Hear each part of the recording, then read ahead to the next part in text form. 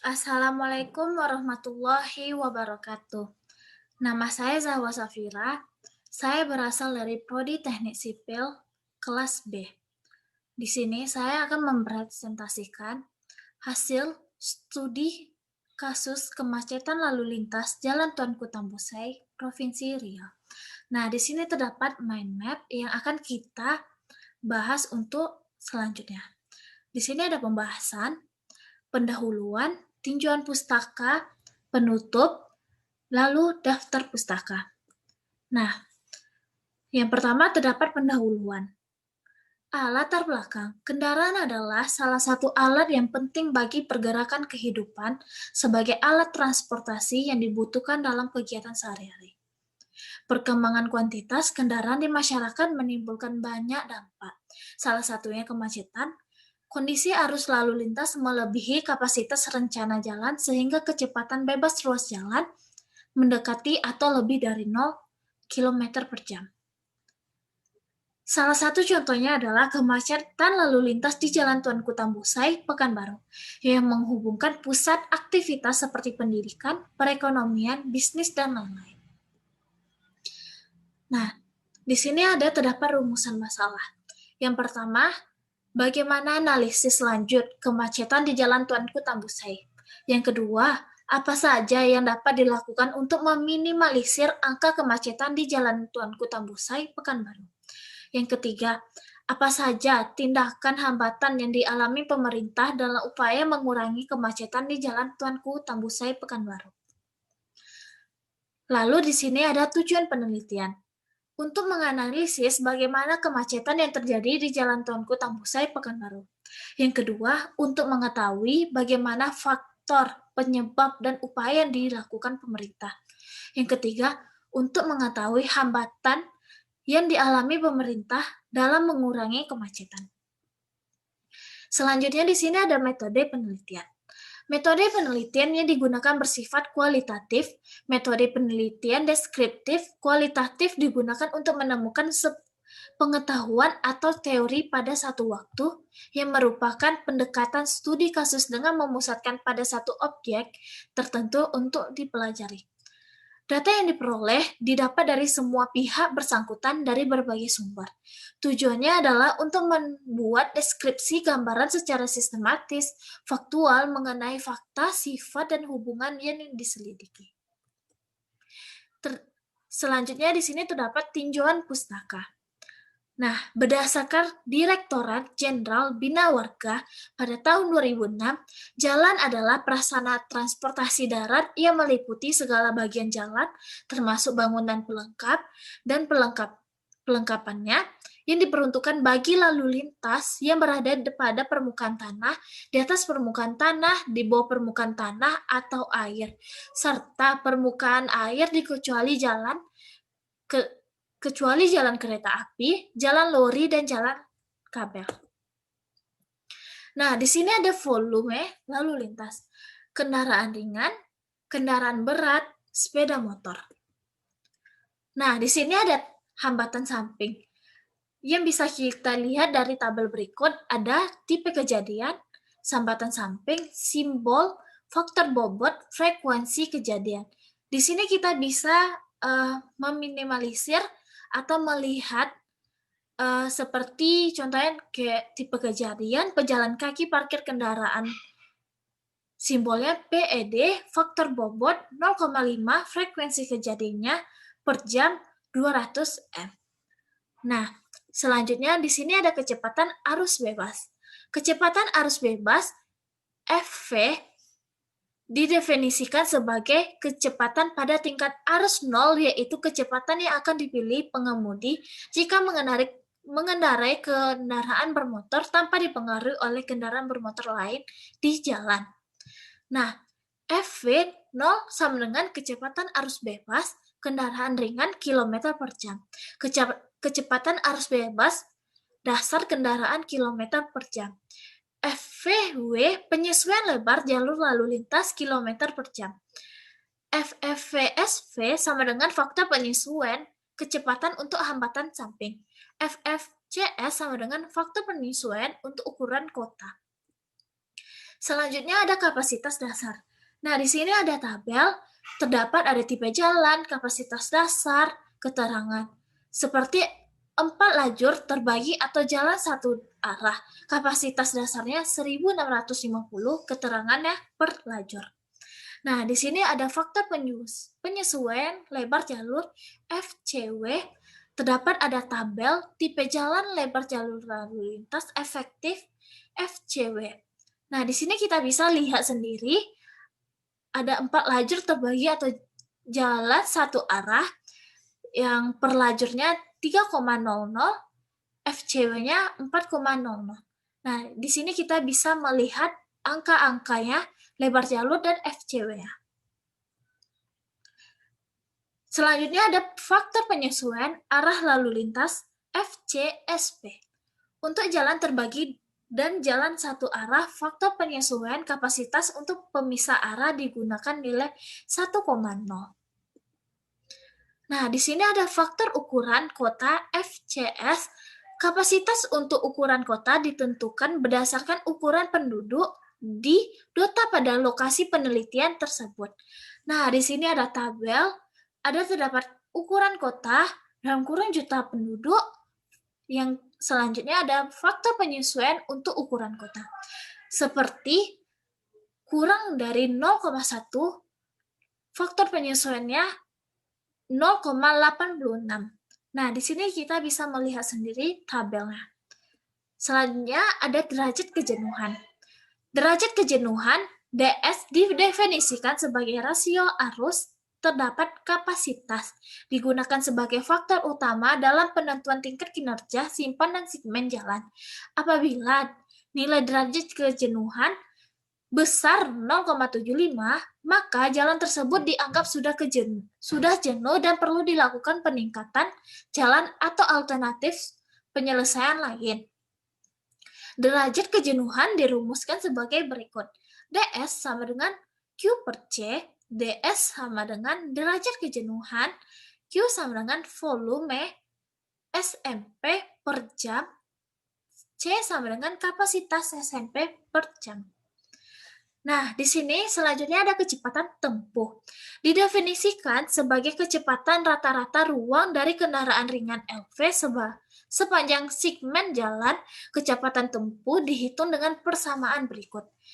V sama dengan L per TT, V sama dengan kecepatan rata-rata ruang LV kilometer per jam, L panjang segmen kilometer, T sama dengan waktu tempuh rata-rata LV sama dengan segmen jam. Nah, di sini terdapat tingkat pelayanan atau LOS, dalam kurung bisa dibilang level of service. Nah, di sini tingkat pelayanan adalah suatu ukuran yang digunakan untuk mengetahui kualitas suatu ruas jalan tertentu dalam melayani arus lalu lintas yang melewatinya. Hubungan antara kecepatan dan volume jalan perlu diketahui karena kecepatan dan volume merupakan aspek penting dalam menentukan tingkat pelayanan jalan. Nah, di sini ada pengertian. Pengertian, Kota Pekanbaru adalah ibu kota dan kota terbesar di Provinsi Riau, Indonesia saat ini. Kota ini merupakan salah satu sentra ekonomi terbesar di Pulau Sumatera dan termasuk sebagai kota dengan tingkat pertumbuhan, migrasi, dan urbanisasi yang tinggi. Nah, di sini ada lalu lintas. Lalu lintas adalah gerak atau pindah kendaraan manusia dan hewan di jalan dari suatu tempat ke tempat lain dengan menggunakan alat gerak. Nah, di sini ada kemacetan lalu lintas. Kemacetan lalu lintas terjadi bila ditinjau dari tingkat pelayanan jalan, yaitu pada kondisi lalu lintas mulai tidak stabil, kecepatan operasi menurun relatif cepat akibat hambatan yang timbul dan kebebasan bergerak relatif kecil. Faktor penyebab kemacetan volume lalu lintas. Di sini terdapat tingginya volume lalu lintas yang terjadi merupakan gabungan dari arus lokal, regional, dan menerus. Pencampuran arus lalu lintas ini merupakan salah satu konsekuensi dari fungsi penggal ruas jalan Tuanku Tambusai sebagai jalan arteri sekunder Kota Pekanbaru dan keberadaan terminal bus Mayan terurai yang berada di penggal ruas jalan tersebut. Nah, selain itu, tinggi intensitas guna lahan di penggal ruas jalan Tuanku Tambose karena keberadaan pusat perbelanjaan Plaza Citra Matahari dan terminal bus Mayen terurai juga menyebabkan terjadinya bangkitan lalu lintas yang tinggi di penggal ruas jalan Tuanku Tambose terutama pada saat puncak kunjungan konsumen yang berdampak terjadi pada kemacetan lalu lintas. Dampak kemacetan lalu lintas, meningkat polusi udara. Nah, meningkat rasa stres dari penggunaan jalan lainnya. Yang kedua, dapat menyebabkan kecelakaan lalu lintas, membuat perjalanan menjadi sangat tidak nyaman, lalu mengganggu kelancaran mobilitas. Nah, di sini terdapat tinjauan lokasi. Jumlah penduduk saat ini. Terjadinya kemacetan lalu lintas di Kota Pekanbaru merupakan salah satu permasalahan yang penting harus diatasi oleh pemerintah Kota Pekanbaru. Di sini ada data peningkatan titik kemacetan kendaraan di Kota Pekanbaru dapat dilihat pada tabel berikut. Nah, di sini ada nama jalan, lokasi macet. Nah, di sini ada seperti Ahmad Yani, lokasi macetnya Simpang Gerbang Sukajadi, Santa Maria. Di sini kita bisa melihat di mana titik lokasi macet dan nama jalan yang ada di Pekanbaru. Lalu di sini terdapat dengan adanya data mengenai lokasi tersebut, maka menandakan bahwa intensitas terjadi kemacetan lalu lintas bukan hanya sekali terjadi, melainkan sudah berkali-kali sehingga terjadi titik atau lokasi rawan kemacetan. Masalah kemacetan tidak hanya berimplikasi dengan teknik saja, melainkan perilaku masyarakat yang lebih memilih kendaraan pribadi dibandingkan kendaraan umum sebagai transportasi.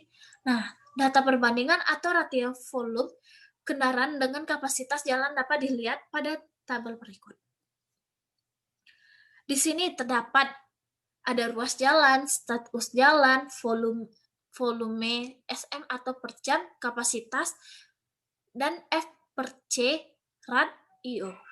Nah, di sini ada seperti Sudirman, status jalanan nasional, volumenya 3.395, kapasitasnya 4.303,11, F per C-nya 0,81. Di sini kita bisa melihat sendiri tabel yang ada tertera.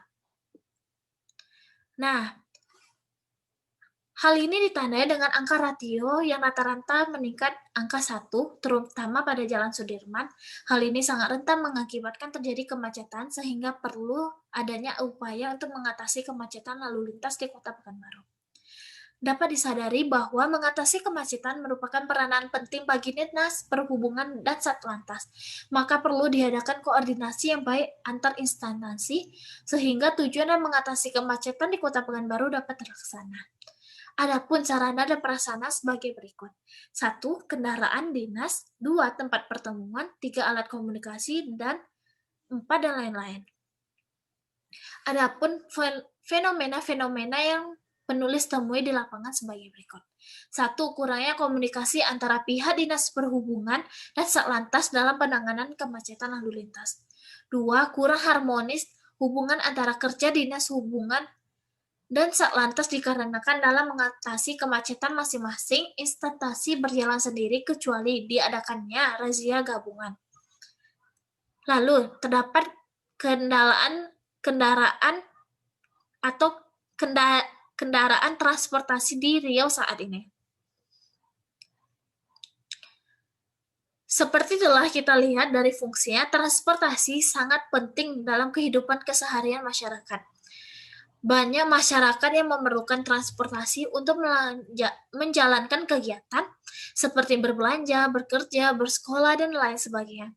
Akan tetapi, banyak masyarakat lebih memilih menggunakan kendaraan pribadi seperti mobil dan motor, sehingga angkutan umum seperti bis, angkot, dan lainnya jarang atau jauh peminatnya bila dibandingkan kendaraan pribadi seperti motor dan mobil.